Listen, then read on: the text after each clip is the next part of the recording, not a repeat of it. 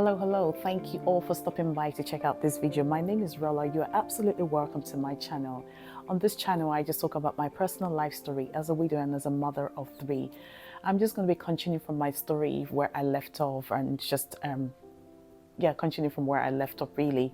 My last video that I uploaded about the crazy things I did and almost did, and I did promise that I was going to touch base in terms of where my mind was during that time after I lost my husband. And in this video as well, I am literally going to be talking about the support network system that we had and I still have and I had around me during the time my husband was alive and after he had passed away.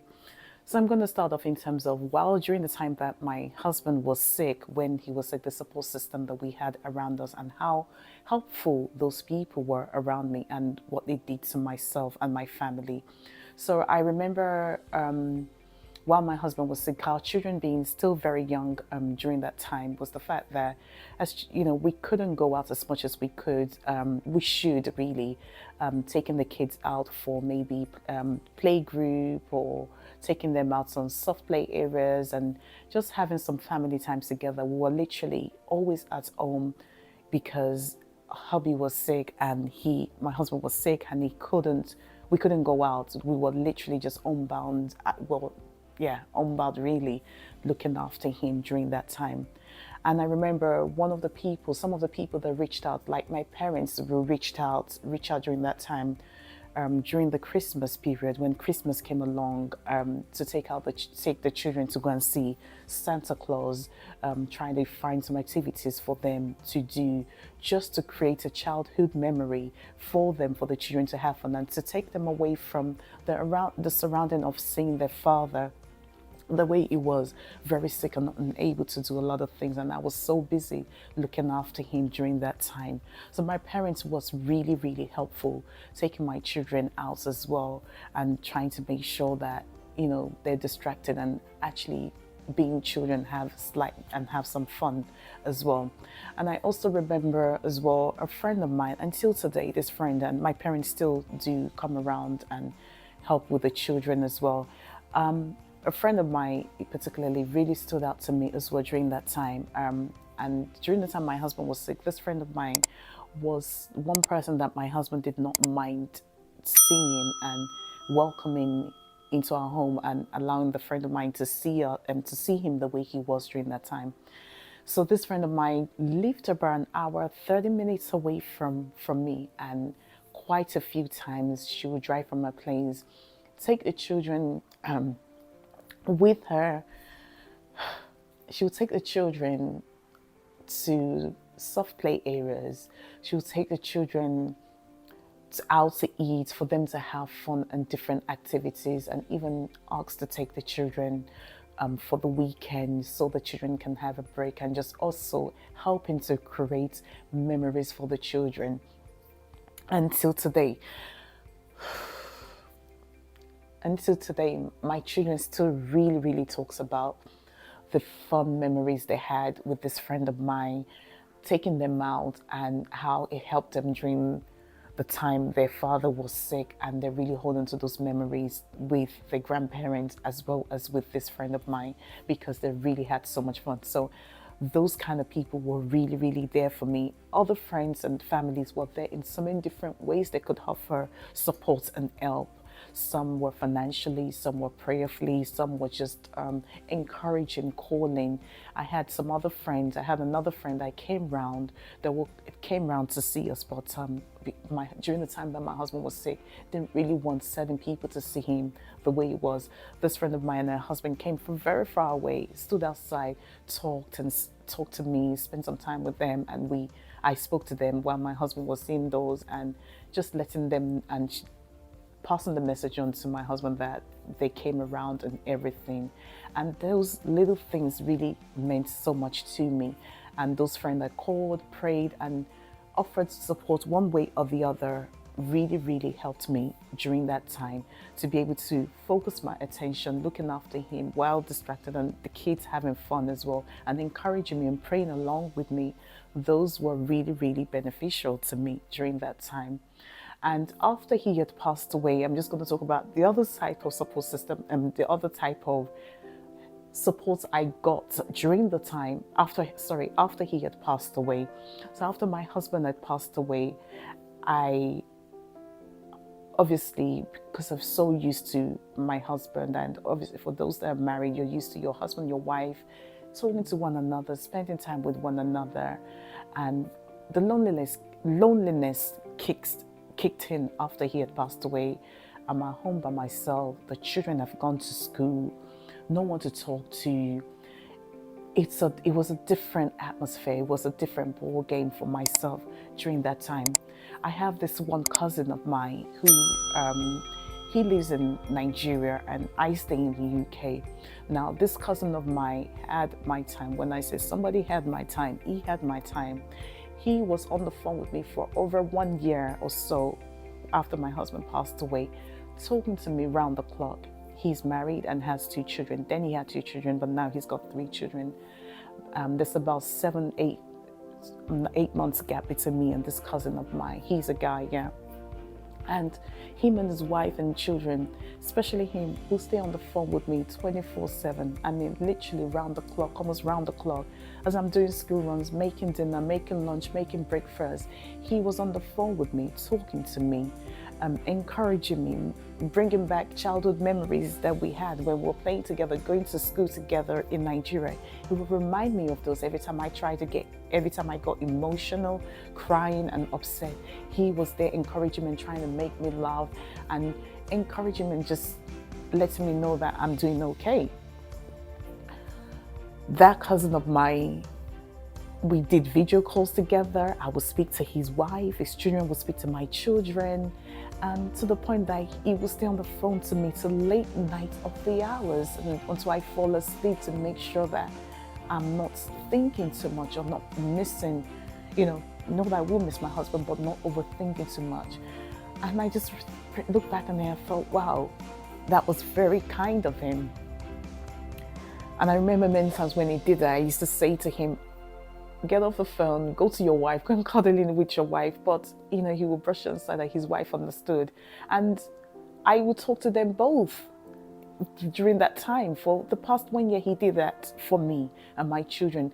We shared video calls, we shared food, and it was just a really good company for me. It really helped me during that time. Other friends and family reached out as well, but this cousin of mine, what he did during that time helped me. It was more like a talking therapy as well for me in a way. I had professional therapy, but being able to have any kind of conversation with this cousin of mine really helped me for at least over 1 year. He was on the phone with me. We still talk till today, but for the past 1 or 2 years after I lost my husband, this cousin of mine was on the phone with me round the clock, and I'm so grateful for having that around me and everyone else that offers support one way or the other, financially, spiritually, praying, encouraging me, just checking them. Okay, really, really grateful to everyone that did that for me during that time. So my message really for this video is to say that if you know somebody out there, widower, going through, just lost someone, or been lost recently someone, be there for them one way or the other, supporting them via phone calls, financially, any way you can, but mostly visit them, call them, check on them and see how they are. It really goes a long way. Take them out and distract them and just be there for them, really. And also, I also mentioned that I wanted to talk about where my mind was as well after I lost my husband. I remember after he had passed away as well, I did not want certain people to come and see me after he had, well, not certain people, literally everyone. After he had passed away, I just wanted to be by myself.